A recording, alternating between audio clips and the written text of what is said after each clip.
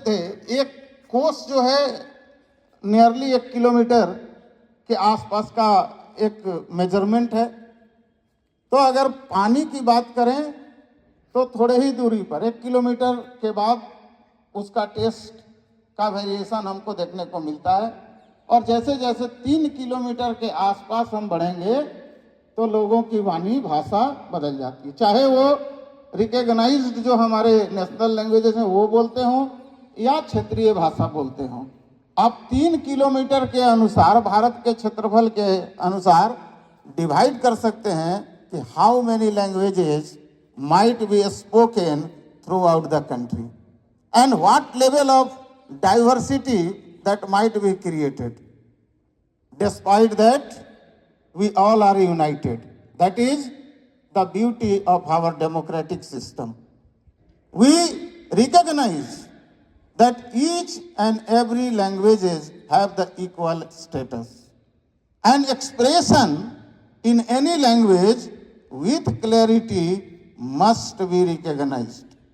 कोई भाषा बुरी नहीं है।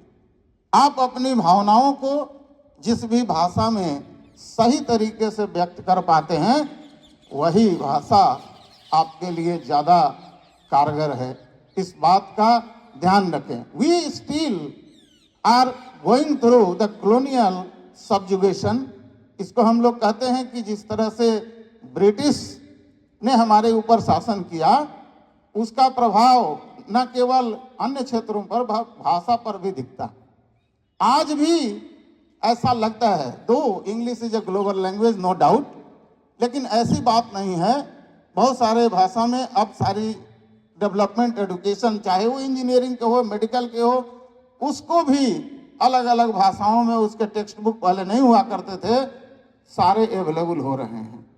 तो जरूरी ये है कि हम किसी भी भाषा को लें, उसको अच्छी तरह से समझें, उसमें पारंगत हों।